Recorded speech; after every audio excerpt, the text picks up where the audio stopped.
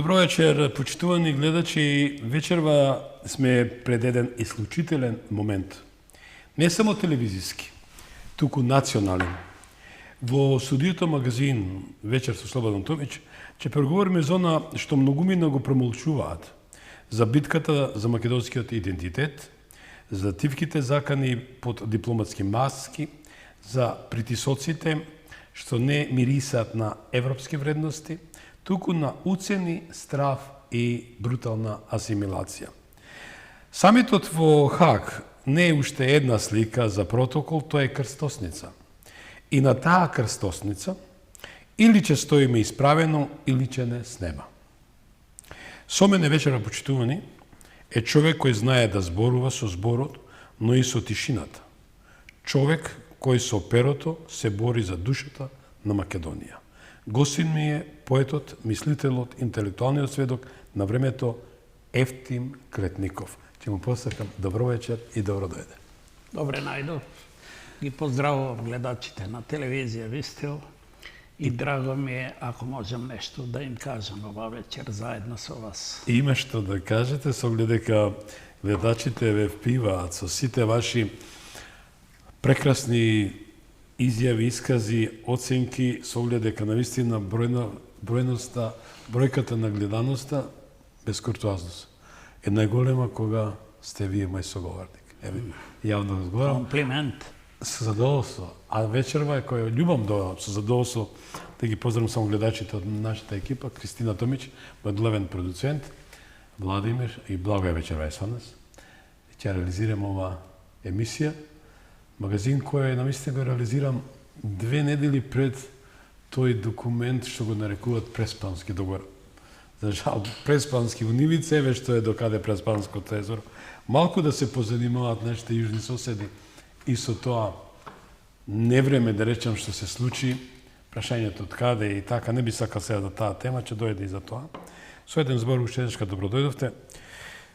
Господин Ефтим, со оглед дека рековме дека наскоро се случува самит во Хаг, во кој имаме едно избегнување или бегање од вистината на човекот наречен руски пилот или Румен Радев, кој самиот се пофалил дека е најголемиот кочничар и протагонист за ветото бугарско.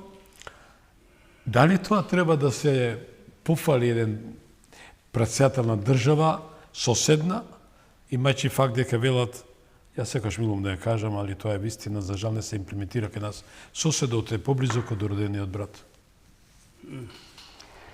Знаете, со Бугарија работите се безнадежни. In medias res, без да заобиколуваме. Бугарите нити сакаат да се постигне некој разумен договор со нас, иако не сметаат дека сме ние бугари, македонски бугари. Ако сме бугари, тогаш нека се однесуваат малку по-интелигентно и по-сочувства кон нас. Но тие се однесуваат варварски. А брат кон брат не се однесува варварски, нели? Барем меѓу народите, иако има такви исклучоци во историјата, Каин и Авел, да речеме, почетокот на браќата е така трагичен, но со бугарите дали ние и сме браќа. Ја мислам, не сме браќа по род. Историјата така говори, тие се сосема нешто друго, како племе, како народ, не и припаѓаат на словенската група. Тие се словенизираат, нели? Но нивната историја е татаро-туркменска. Нивната генеза е негде од Казан на Волга, доаѓаат тука со мускули, со коњи, со знаме од конјска опашка, со тартар бифтек од седлото. Чингис Кан е многу покултивиран од Кан Аспарух. Тоа е друга историја. Тој Чингис Кан и разорува, ама и гради цивилизации некои. Тоа е една подруга историја, но и Чингис Кан е прогласен само за варвар од Западот, бидејќи Западот, сега една мала дигресија ме наведовте, бидејќи Западот секогаш гледа варвари од Исток. Тоа е нивната теза, за да го засолнат нивното западно варварство, кое е едно од најжестоките варварства, ако сакате, тоа почнува уште од 11-12 век со нивните темплари, па потоа крстоносци, па потоа конквистадори, после Колумбу и така натаму. Значи, но да се вратиме на Бугарија и бугарите. Значи, тие некојаш не биле, тие го примаат словенството негде по мисијата на солунските браќа и Кирил и Методи, меѓутоа постојат историски документи, хронологија, дека браќата Кирил и Методи никогаш не стапнале во Бугарија. Напротив, да речеме, Методи, кој бил поразличен од брат му Константин, филозоф, нели? Кирил, Кирил бил умен човек со визии, страшно образован. Методија исто така брат му, но бил практичар, многу бил способен. Тој имал и воен чин, мислам. И него го праќа Михаил III, кој е пак македонец во Византија. За Византија Западот вели дека е исклучил Грчка. Меѓутоа Византија повеќе, населението повеќе било македонско отколку грчко. Но тоа е европскиот концепт за ништење на Македонија одамна. Значи, тие го праќаат Методи негде на изворот од Брегалница, негде во мојата родна Малешевија, негде тука има и место Равен, во кое бил Методи, да го припрема населението, да го мотивира за одбрана на византиската граница од бугарите. Значи, а они на сет глас тврдат дека Кирил и Методи се бугари. После мисијата на Кирил и Методија 861 година, нели одат во Моравија, додека бугарите се покрстуваат негде 875-6 година, кога цар Борис го прима името и го прима христијанството од македонските словени. И тогаш и јазикот го примаат од македонците.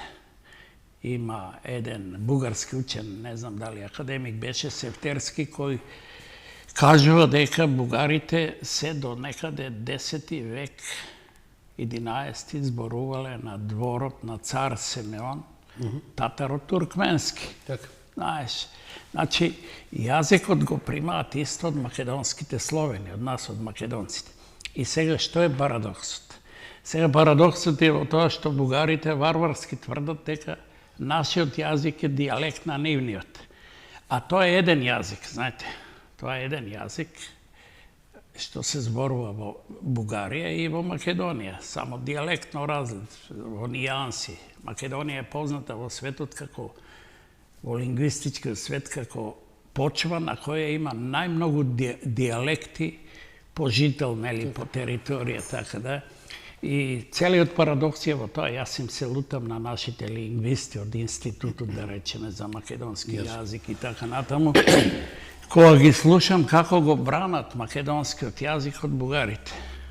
А тоа е парадокс, зошто да го браниме? Треба да им кажеме дека бугарскиот јазик, кој е исто аналитички како и нашиот, иста формација, структура, е фактички дијалект на овај јазик, на македонска, тоа се два, а не ние да бидеме дијалектна. Значи, нас не довеле во таква ситуација, Томич, да се браниме. И тоа е најпогрешната стратегија што ја одбираме ние, и власт, и академија, да се браниме, да им кажуваме на грците и на бугарите кои сме, што сме, а ние треба обратно. Ние знаеме да им кажеме тие кои си и што се. Да им кажеме на грците, да ги цитираме античките историчари кои кажуваат дека македонците, Александар, немаат врска со грците. Напротив, тој ги покорува тие ситни градчиња, држави и така натаму, и дека двајца американски историчари, сега не можам баш да се сетам точно на нивното име, во својата книга, издадена во Њујорк, кажуваат дека прва воопшто држава во Европа е македонската држава, организирана по сите теркови на модерната држава. И, да речеме, Плутар, да го цитираме, тој е антички историчар кој има и биографија за Александар Македонски напишано, Знаете, дека имате кој го цитира Александар што им рекол на своите војници. Знаете Имено им рекол, Да. и јас се борам да го освојам светот за Македонија. Не за Грција, да и Грк ќе речел. И така натаму, и доаѓаме до бугарите. И сега, они се, како да кажам, стигматизирани, бидејќи сметаат дека ако не ја поседуваат таа богата културно-цивилизацијска слика на Македонија, дека се сиромашни, дека нема што да пружат големо пред светот, иако имаат знаменити луѓе, но немаат од калибарот на Кирил, Наум, Климент, визионери кои израчат низ цела цивилизација. И тоа им е проблемот. Ја лично имам доживеано на една средба во Бугарија, кај Љубомир Левчев, големиот нивен поет, кај него бевме една вечер, една македонска група, као че подпишувавме некој договор, па не успеа, бидејќи они не сакаа да се подпише на македонски јазик, туку од оригиналот, уште тогаш овака беа, секогаш биле за тоа да не ја признаваат Македонија. Дури и тие на кои сме им дали награди и се останале така пак во таа Знаете бугарска. зашто јас вечерашната тема ја насочив за и околу најавениот настан, на кој треба да се решаваат многу работи, а најмногу меѓу другото македонското прашање. Овој разговор, господин Клетников, го поделив во 4 блока. Првиот блок за кој сега говориме, го наслив НАТО, Трамп и новиот светски поредок. Во колумната што денеска почитуван излезе во порталот Охрид24, токму е оваа работна тема во која произлегува ова прашање. Бегањето или стравот на пилотот треба да има храброст, нели? Да. Да биде маж. А ово испадна, простите ми на вокабуларот, јас не сум од тие новинари кои сакат да навредуваат, меѓутоа спротивно од маж. Да бегаш од настан, што значи авторитет, сила. Мислам на господинот Радев. Бидејќи на овој настан доаѓа Доналд Трамп, а Доналд Трамп кажа дека нема да дозволи да се врши притисок на помалите држави по ниједна цена. А господинот, ова зборам, значи, врзосва на проверени информации, значи не е на вересија. И од тука ми доаѓа прашањето, Трамп како шанс за мали народи или уште една илузија? Апропо се тоа, како вие тоа го коментирате? Ве дадов? Да, Трамп е силна личност и контраверзна личност. Не знаете кај ќе удри, кај ќе зацапа, но тој in medias res, уште кога дојде како председател, покажа карактер и направи неколку потези кои се рамни на атомска експлозија. Историски ќе остане? Да, историски.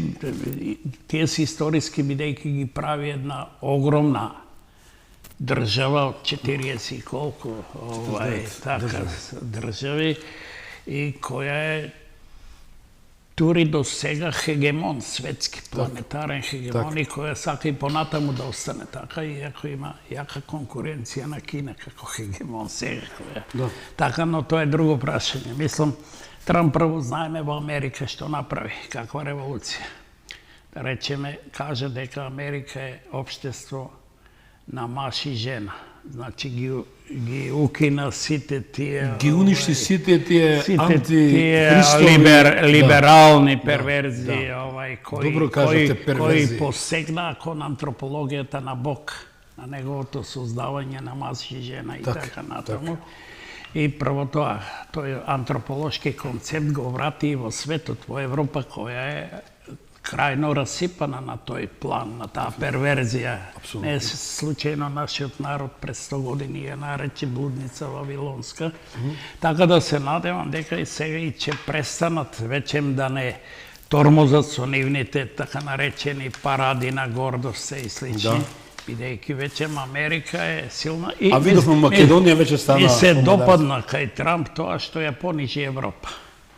Бидејќи ние боледуваме од Европа, толку зла ни направила и ни прави, и сега има концепт да не уништи, да јас тоа негово понижение на Европа, која нас не понижува, го доживеав, че признавам пред вашите гледачи радосно.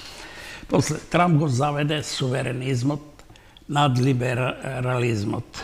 Либерализмот има концепт, знаеме, за светска држава, во која че нема граници, че има само корпорации и капитал. Светска држава замислува и античките македонци. Тоа е нивната измислица. Не. Либералите ја расипуваат таа само, ја девалвираат таа македонска измислица.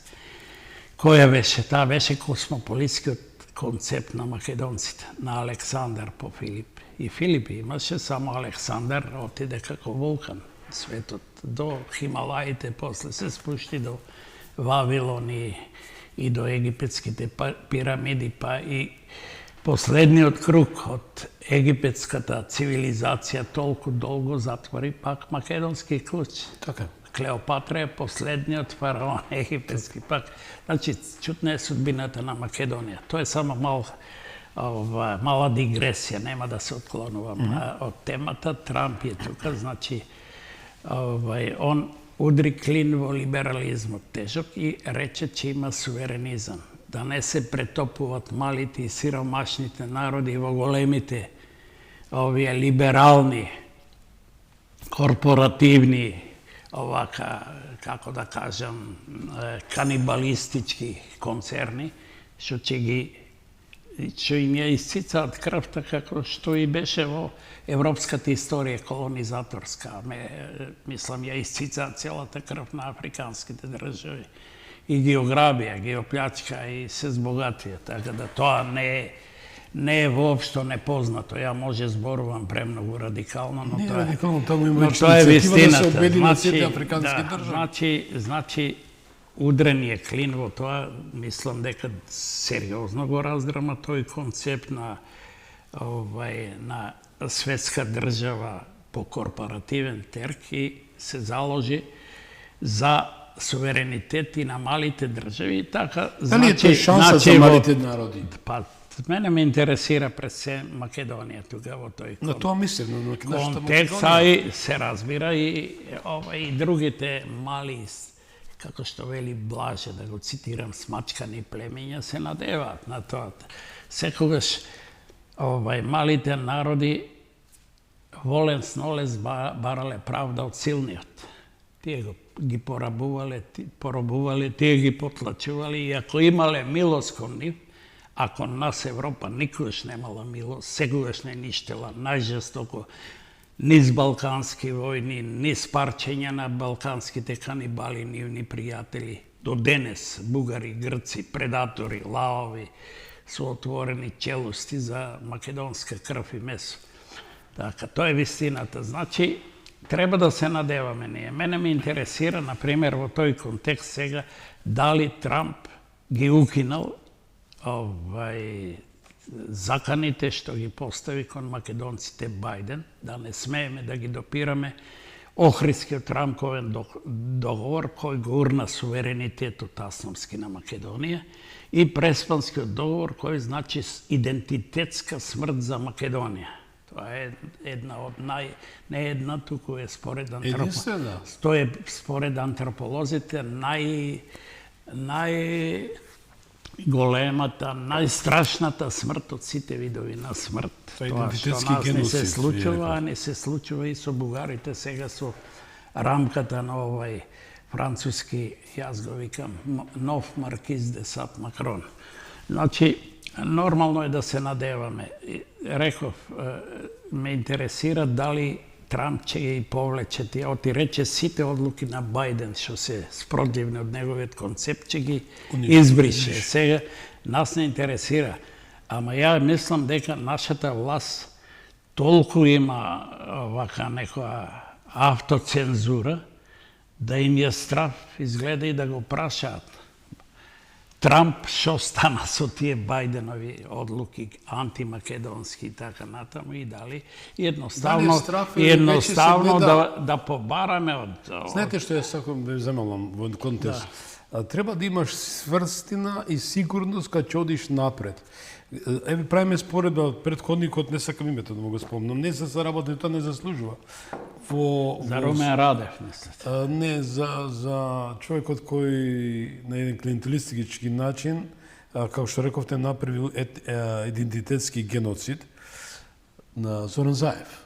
Неговата свита. Тоа е најголемиот злосторник во историјата на Македонија, не од вчера. Не од денес. Тоа е најголемиот злосторник од самата генеза, од како се знае дека постои Македонија, неколку милениуми. Не се родил таков злосторник. Меѓутоа, гледате, он шета слободно, он се движи. Никој, кај се нашите судови кои го бранат суверенитетот. Добро прашање, кој го брани Зоран Заев? Значи, знаете, ништо тоа. Тоа е, него го заштитуваат големите сили кои не ликвидираат. Знаете, како се викаше, она една зверка од Европската унија, Ричард Ховит, мислам. Ако се сеќавате, он беше голема зверка. Значи, челниците во Брисел, кај Вавилонската роспиеша, велиме, тој рече, се че правите, не смее да се чепне, не смее да се затвори Зоран Заев. Зоран Заев кој го уништи, кој го усмрти идентитетски македонскиот народ, ништо не му фали.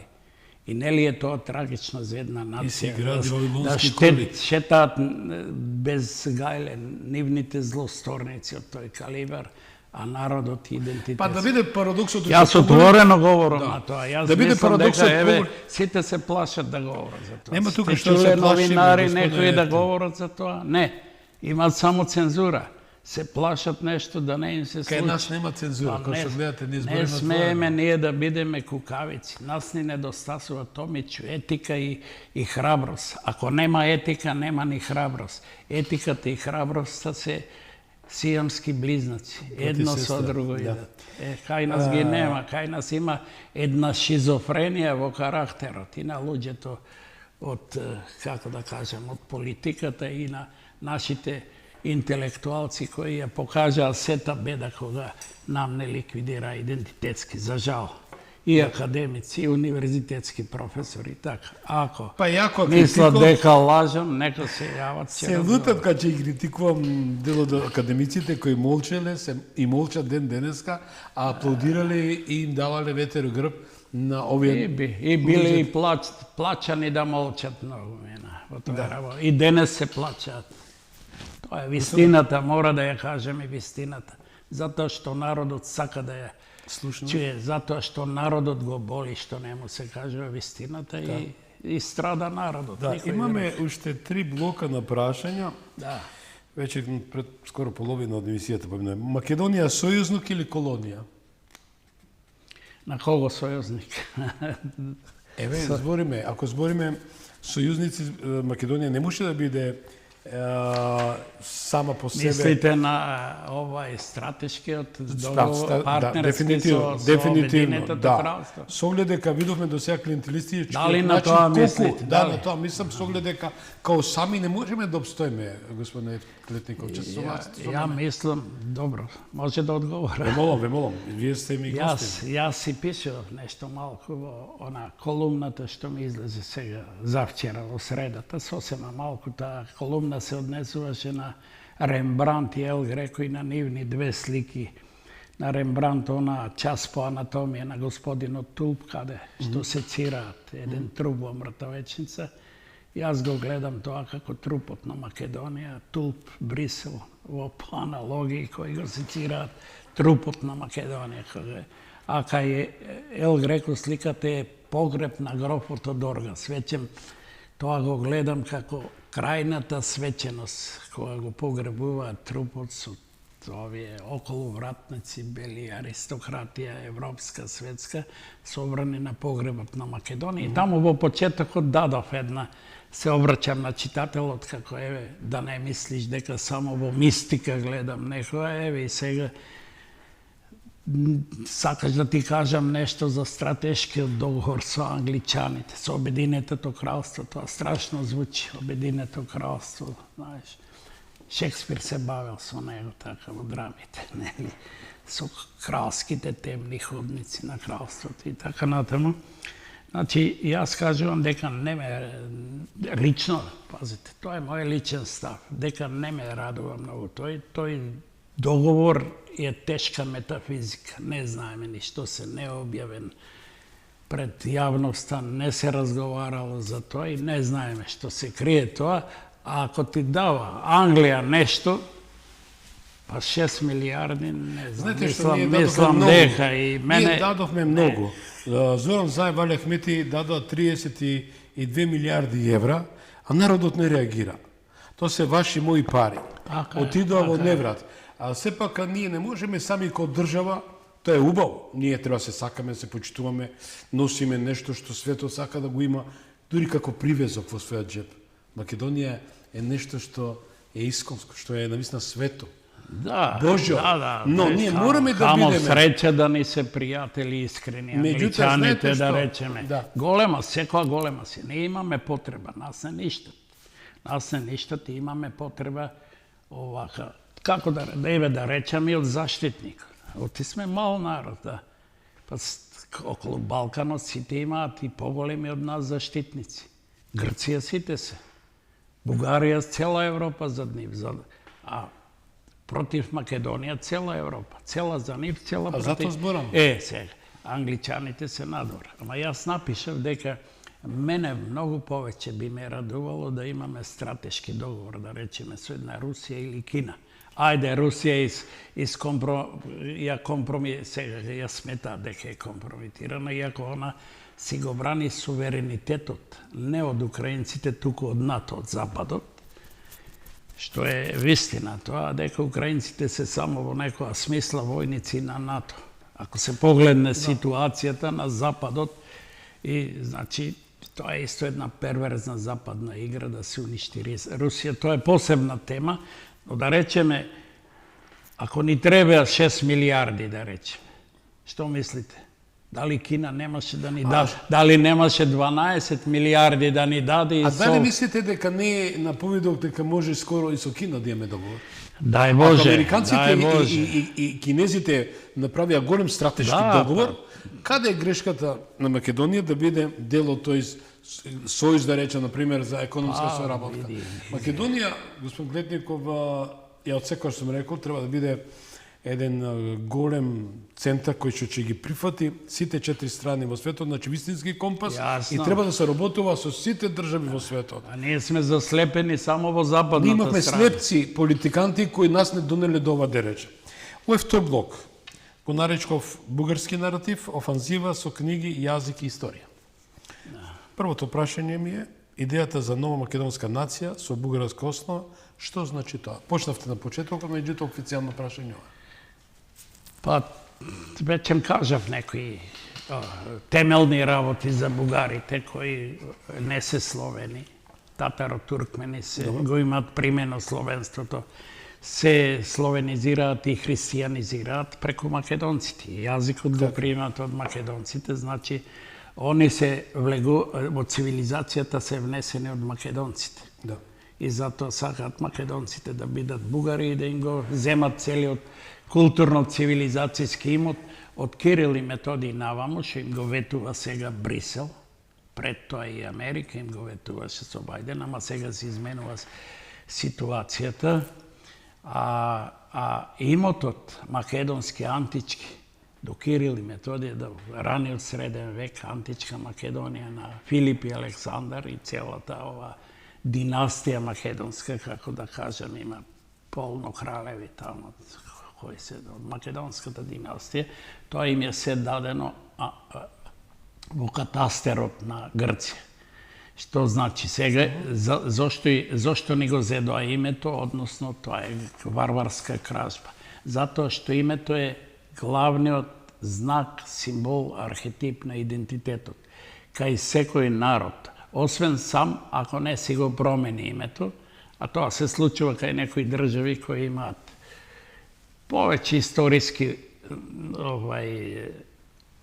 така да кажам, причини да го направат тоа, но едно име, како Македонија, кој тргнува од првите страници на Библијата, од првата глава на Библијата Битие, од 10, фактички од 10 глава и кој се провира низ неа, 10 пати е спомнато и во историски и цивилизацијски контекст во Стариот Завет, а во Новиот Завет мислам 28 пати. 32 со Или добро, добро, да, може би грешам, уште подобро, ако е 32, 40, значи до бреговите, до последните страници на Новиот Завет. Значи едно име со огромна културно-цивилизацијска тежина. И сега, затоа им е дадено на грците. Чекајте, вие сега не сте Македонија. Македонија кај грците, а името Македонија го влече целиот културно-цивилизацијски товар. Така. Битките на Александар, освојувањата, македонската култура, македонскиот космополитизам. Па видите, денес психолошката слика денес говори многу работи. Погледнете ја грчката и бугарската психолошка слика, антрополошка, тие да ја задават, да ја уништат Македонија, македонците. Еден мирољубив народ. А македонците се толку соотворена космополитска психа, ние да имаат добра волја, утре ќе им се фрлиме во преградка и на грците и на бугарите. Такви се македонците, по ментална и затоа може и настрадали и страдаат жестоко во оваа цивилизација која е Па и на пар Херонеја, екселанс варварска. Така да бугарите сега ја користат оваа ситуација на Европа. Тоа е европски концепт, да не се лажеме, за ништење на Македонија. И физичко, и идентитетско. Паралелно. Може да наречеме соучесност меѓу Европа и Бугарија во Па, нормално, Грција и Бугарија се алатки, моćни алатки со кои се ништи идентитетот. Секако. Како маша. Тие се Апропо нивни. тоа, вие имавте како еден кон невладна организација, се надоврзува со ова прашање, вие задоволство ми е да ја спомнам вашата средба што бевте и ја објавиле како македонски манифест, пресуда во врска со, ќе дадете оценка, мислам да не Да, морална осуда на Европа за одговорна за геноцидот кон македонците, врз македонците, да.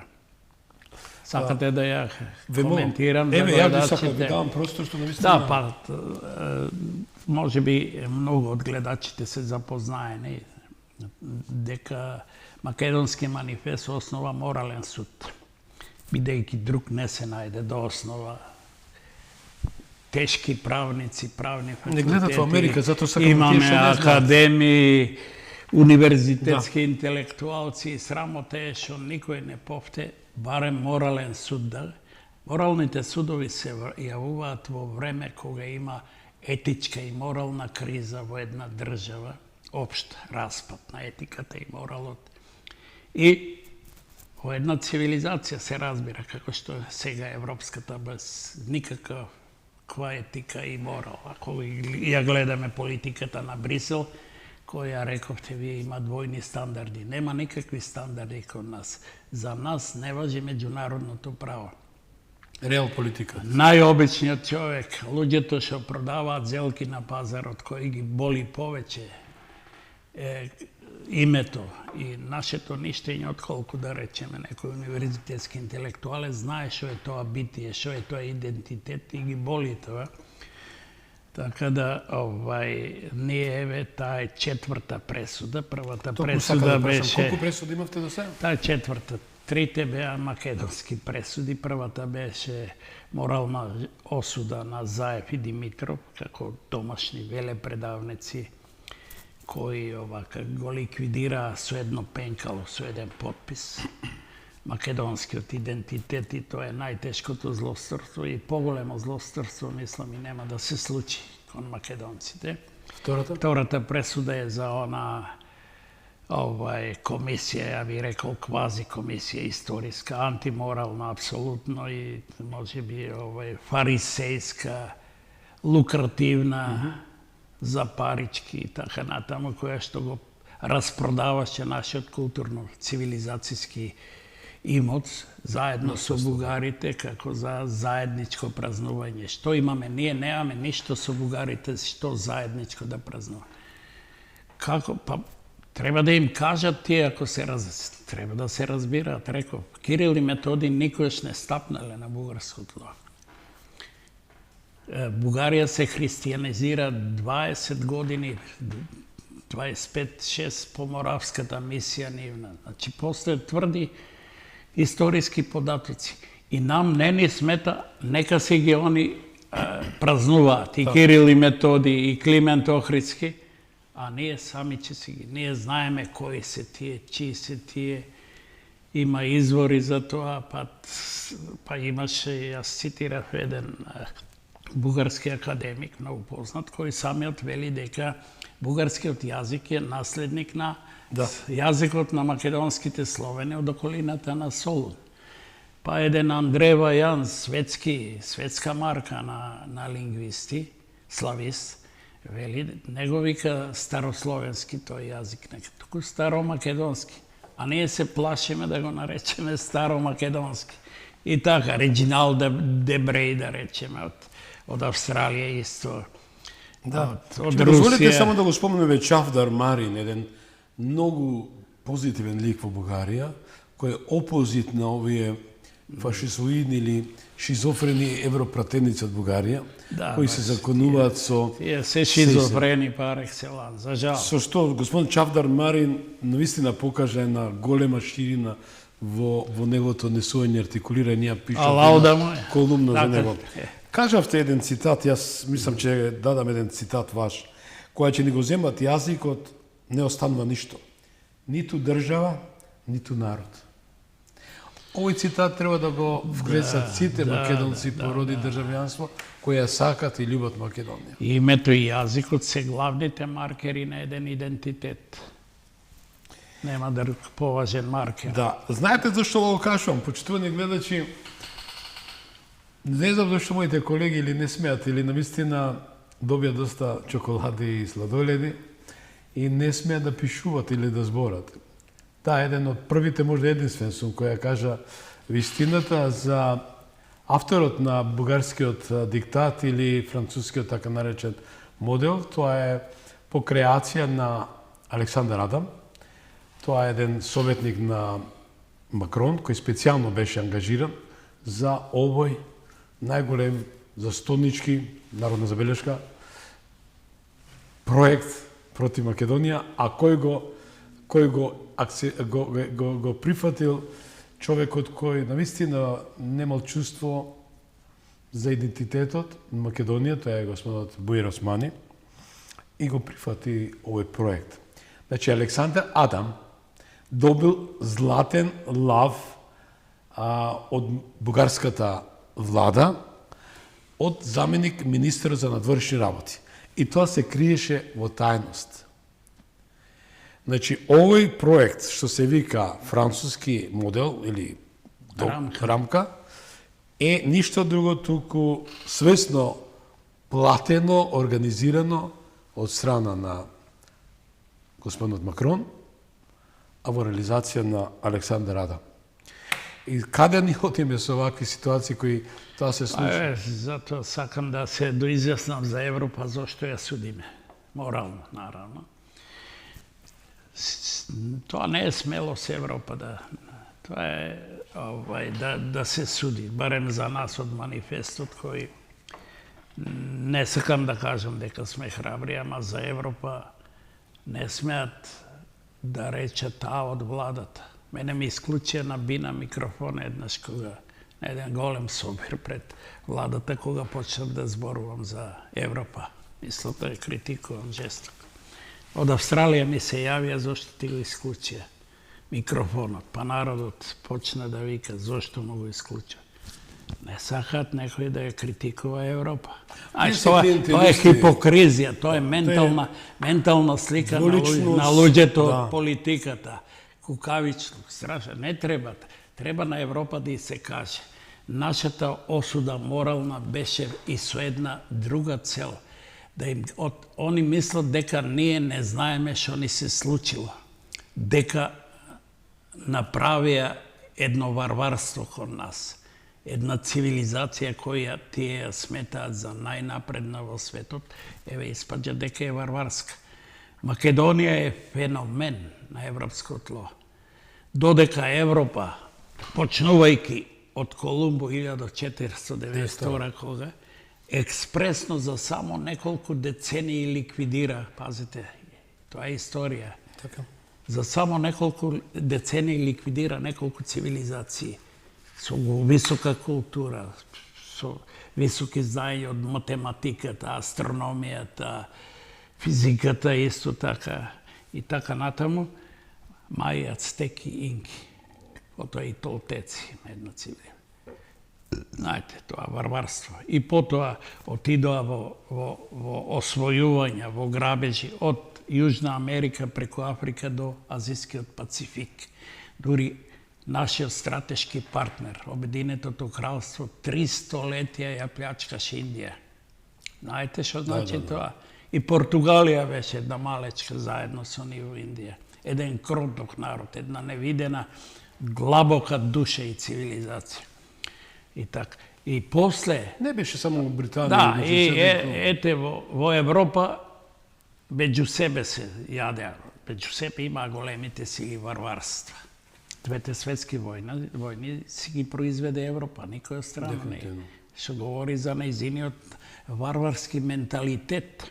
За разлика од Кина, која 600 години, Джефри Сакс од Кина и каже на Европа 600 години немала никаква агресија Кина, само се бранела.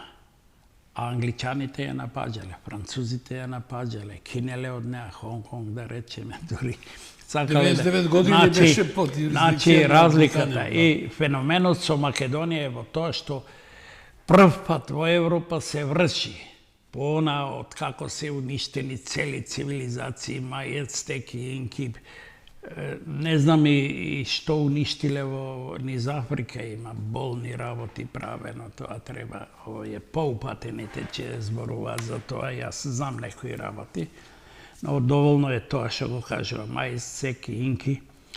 Прв пат во Европа, на европско тло се прави еден геноцид врз еден цел народ, едно варварство врз македонскиот народ. И тоа треба да им го кажуваме ние. Некога одиме во Брисел да се прега. Добро, дипломатија бара овака, покрај добри вратоврски, добри костими, убав јазик, нели? Дипломатски што се вика, но јас не сум дипломата, јас сум поет и сакам работите да ги дефинирам со прави зборови, со вистински, што ја зборуваат вистината. Значи, ако се сретне нашиот премиер или еве нашата преседателка, ја гледав дека се гушка со Макрон, видов една фотографија. Во ред е тоа, убаво е тоа, пријателски. Но дали му кажала дека неговиот концепт, француската рамка е фашистички проект. Јас да сум преседател, да одам кај него, јас ќе му го кажам. Да. Оти никој не те цени ако си сервилен, слободен. Малите народи треба да бидат многу похрабри и подостоинствени од големите. Така, затоа мене ме фача јанза зошто ние посекоја не се отклонуваме. Многу е тажно што не можеш да го чуеш зборот Кина од ниеден политичар. Јас знам ми каже еден синолог дека на кинеската нова година, што е за нив една од најголемите свечености во Скопје, немало ни еден, ни треторазреден од владата наша владеачка. Имало само од левицата. Абе, Кина е ова, Томич. Знаете, Кина што е? Кина е пат на свилата на светот, појас и пат. Кина цела Африка ја сега и ја прави инфраструктурата. Некои проекти огромни бесплатно ги прави за да со добра волја меѓу народите, БРИКС и така натаму. А ние не знам што правиме. Вучич сака да ни ја рехабилитира една мала покрајна на Украина. Тоа читате. Значи, вчера има тие беа присуствува на самитот во Одеса и изрази желба да учества во изградба на неколку града, 2-3 града или на мала област, регион. Да, како Србија, како држава. неговите компании, па се разве, па и ние треба да. Дали, јас токму сакам да прашам, дали ние треба Како да не? го следиме чекорот? Па сегде треба ние каде што има болка, страдања да помогнеме. Да бидам искрен, знаете и дека во украинците таа војна- помогнала на Македонија во 2001-та? Да. Знаете Па тие дека тие се наш братски дека- народ да. и тие и русите. И тие ја зема православието во 9 век, 10 век, принцезата Александра, токму од Свети Климент Од или Охридската архиепископија, да.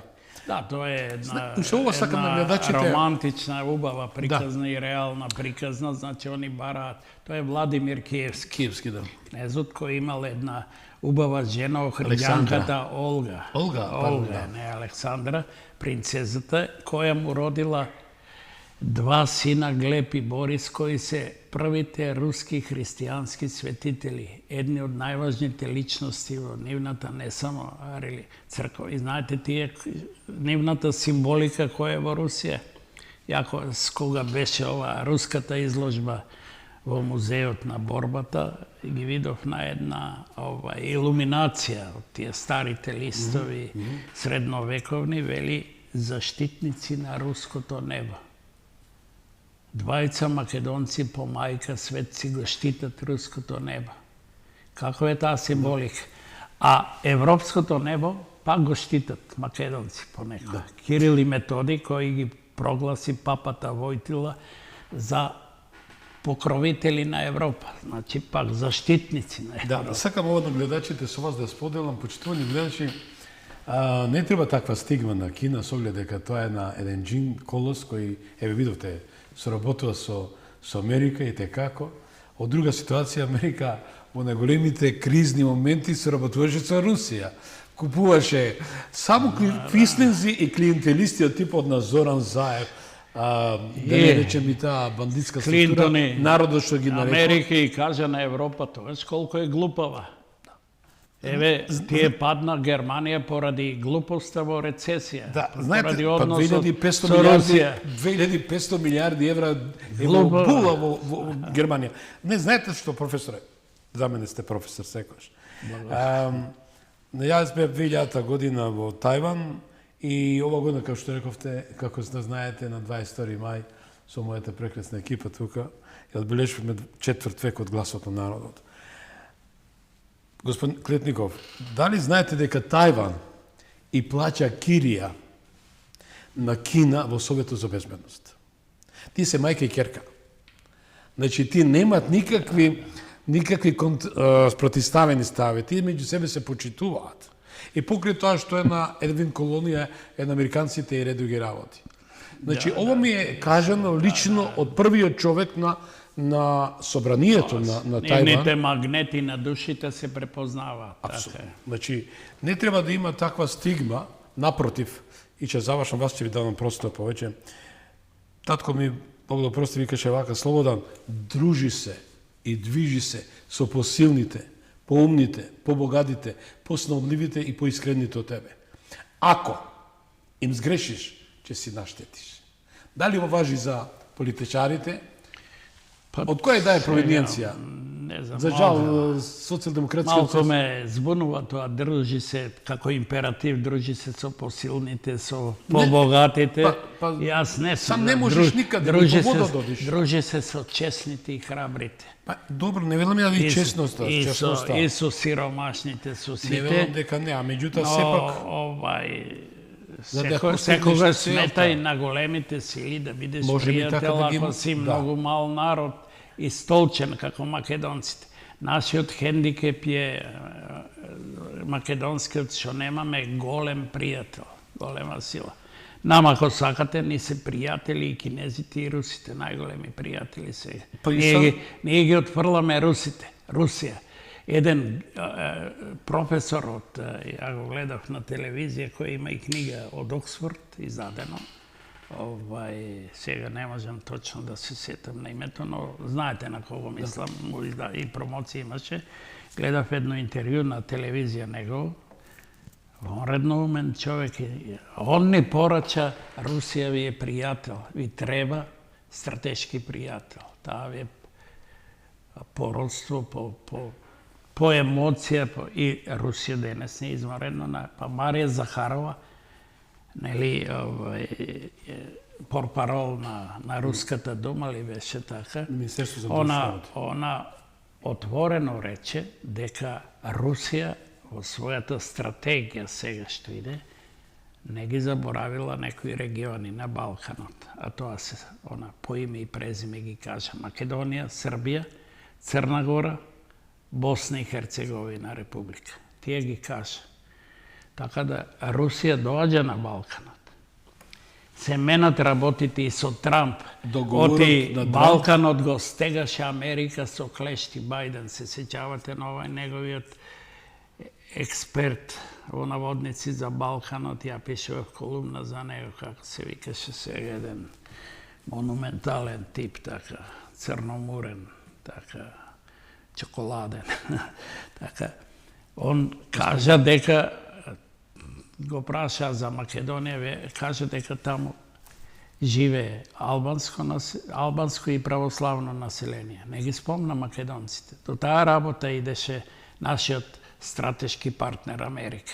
Сега се други работите. Јас мислам дека на длабоката држава, начело на таа структура Бајден, Клинтонови, Викторија Нуланд и сите тие кои да донесува Македонија до дереџе благодарение на клиентелистите. Па тие Меѓутоа, направи и Украина, ја фашизира. Јас имам документи оригинални, некои каде шо таму стои дека кога беше Мајдан ситуацијата која предизвикува гужва за да ги оти Русија трпеше од 2014 до 2022 година. Запалија украинските фашисти еден цел хотел руски во Киев, па луѓе во изгореа, па тие што скокаа преку прозор ги стрела и така, такви инциденти. Така, значи американската амбасада во Киев тоа време дневно трошела за таа гужва, за тие операции по $1,000,000. Па знаете дека сендвичи дава госпоѓата... А кај нас исто трошеа. Госпоѓата Викторија Нуланд дава на протестантите тоа. Да, дава сендвичи на широките, а на тие мајстори на злото дава по $1,000,000. Тие одеа, како кај нас одеа парите за македонската ликвидација кај Заевци, него кај мал круг, а народот, овие шарените, да речеме, после што го игра орото, беа набедени. Многу од нив не знае што се... Некои беа свесни што се прави, а некои залутаа таму искрено мислејќи дека... Да се финишираме, да се вратиме што главната тема, која што рековме, е предвидениот самит во Хаг. Меѓу другото, како реков, меѓу НАТО, бугарската фантазија и стратегија на тишината, со оглед дека го слушнаме премиерот, испрати силна порака и до тие протагонисти кои донесува Македонија до оваа дереџе, спомнувајќи го Бујар Османи, кој на еден параболичен начин убаво испрати една порака, дека заби клинци во срцето на македонскиот народ, идентитет и се тоа. Господин Клетников, никако да профункционира тој казниво дело велепредавство во функција. Тоа е најголемо злосторство на човештвото, што рековме. Има ли шанса да еднашка профункционира и да се добие правда, односно се осуда сите тие кои направиле големо зло и злосторство на Македонија? Има, ако... Или ќе одиме се вака, Тоа ми чуј, има, ако имаме ние правен систем и здрава држава, тоа требаше веќе да се случи, некој да биде во затвор и да не излегува од него, како што е затворен во идентитетска смрт македонскиот народ. Меѓутоа, ние не сме здрав ни политички, ни правен систем. Немаме суверенитет правен. Гледате што се случува во судството, 2% народот има доверба во него. И тоа има доверба, тие 2% се тие што имаат привилегии во судството. На обвинет му даваш пат на испрва 6 месеци да се шета на Босфор. Значи, има, гледав една емисија на History, знаете, емисијата, за Хитлер кога почнува неговиот подем се уште не е дошол на врвот, 37. ама еден млад судија, Да. смел, се што се бори за правда, го приведува на судење, се одржува судење. Мотивацијата за приведувањето на Хитлер е дека е опасен по системот. А кај нас какви беа Заев, Димитров по системот? Па и Османи, за кого не сакам да зборувам од познати причини, испод чест ми е да зборувам за него. Како беше? Не беше опасен по системот? Тој беше министер на Косово повеќе од колку на Македонија. И така натаму. Тој работеше на деструкција на Македонија. Тој отиде да го посети онај Хоштаплер во Бугарија, нели, што беше од тие со хеликоптер што го однесува, како се викаше, од тие бугарските клубови што ги отвара овде, така. Како сега ние отвараме бугарски клубови, што се пар екселанс фашистички со нивната намера, а таму 16 пресуди има, не се реализираат и тоа е европски можем. Тоа ми е финалното прашање за и околу Така да резолуцијата. не сме ние здрав правен систем, распаднат правен. Вие гледате дека во суството има хоштаплери. Еве цигуза. Што беа рускоска и кацарска? Ајде кажете, криминалци, правни криминалци, правни криминалци, тие треба да се судат во затвор да лежат. Признава дека Заев извршил притисок да го смени квалификатот за 27 април. Тамо, како се оклештила, како не е срам. Како не е срам да спие таа, да биде мирна. Треба да ја биде срам и нејзе затворија 7-18, колку тамо прекрасни луѓе, што нити нешто направиле, нити убиле, некој ги прогласија за терористи. А две влади, шведската и австриската, мислам, кажа дека тоа е политички прогон, а не дека нема врска. Имам околу 2,5 минути околу Томас Вајс, известувачот на Европа за Македонија и на критичкиот осврт на рускиот пилот Румен Радев дека владата на Мицковски го корумпирала.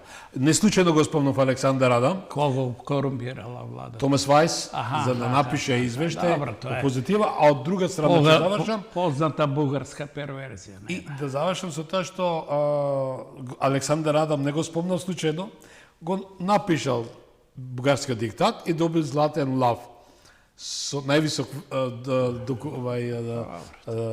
признание од бугарската влада. Еве, во тие 2 минути ве молам вашата оценка, поведете, тоа вашата камера.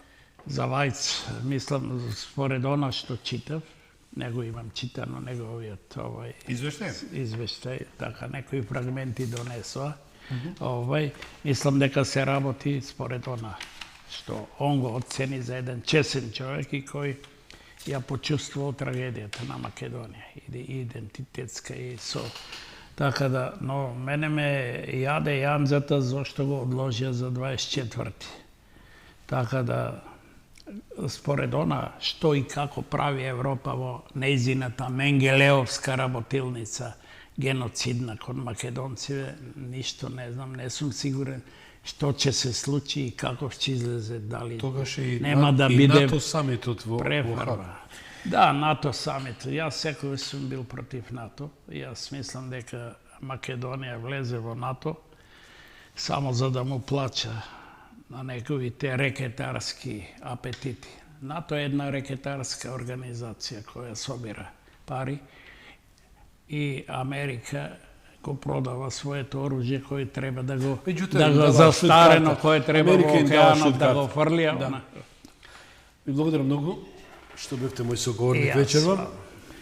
Ви посакувам добро здравје и убави денови. И на вас и на сите, Господ. Идната недела се одбележува и роденденот на кралот на кралевите. Мислам, тоа е Александар Македонски на 21 јули. Не, пардон. Ја утнав јас. Тоа е инспирација на сите големи војсководачи. Меѓу другото и на Хитлер. А за 2 недели е Преспанскиот договор. Почитувани, во време кога зборуваат моќните, а тишината е носи најголемата болка, нашата должност е да проговориме. Македонија не е ниту туѓа фантазија, ниту нечија експериментална држава. Таа е реалност, каење од болка и достоинство. Корен што не може да се пресади и иднина што не сме да се продаде. Бугарија може да има стратешка цел, но ние мора да имаме национални црвени линии. Европа може да има агенда, но ние мора да имаме карактер. А тишината на Мицковски, ако е мудра, нека биде штит. Но ако е страв, нека стане збор. Затоа, од ова студија уште еднаш, Македонија ќе живе само ако е своја. И нека не лаже никој, вистината е единствениот пат до правдата. Бидете ми живи и здрави. Ефтим Клетников, верувам дека ги освои сите ваши очекувања, ги исполни во оваа жешка вечер. Да сте ми живи и здрави. Ве поканувам во вторник во нашата редовна емисија Гласот на народот, со која ќе зборам со соговорници кои ќе го задржат вашето внимание. Пријатна вечер.